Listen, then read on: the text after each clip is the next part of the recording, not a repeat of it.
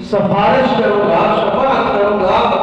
اور آگے فرمایا کہ جس نے میرے خاندان کے لوگوں کی ضرورت کو پورا کیا ان کی بھی میں قیامت کے دن سفارش کروں گا۔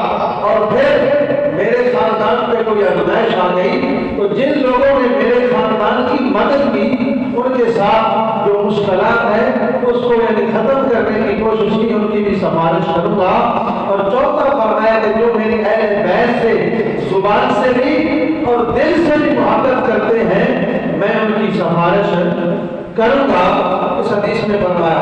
آگے حضرت عائشہ صدیقہ رضی اللہ تعالی عنہا آپ راوی ہیں، آپ فرماتی ہیں کہ میں نے دیکھا نبی پاک صلی اللہ علیہ وآلہ وسلم صحابہ کرام کے مجمع میں بیٹھے ہوئے ہیں، دائیں ابو بکر صدیق بیٹھا ہوا ہے، بائیں عمر فاروق عثمان بن نورین بھی ساتھ بیٹھے ہوئے ہیں، سامنے صحابہ کرام بھی بیٹھے ہوئے ہیں۔ تھوڑی دیر گزری حضرت عباس تشریف لے آئے۔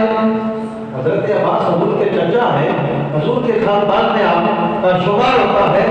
جب حضرت عباس آئے نبی پاک صلی اللہ علیہ وسلم کے یار خلیفہ اول آپ نے کھڑے ہو گئے، حضرت عباس کے احترام کے لیے اپنی جگہ کو چھوڑ کر حضرت عباس کو اپنی جگہ پر سیدنا صدیق اکبر نے بٹھایا، کیونکہ حضور کے خاندان سے تعلق ہے، حضور کے چچا ہے۔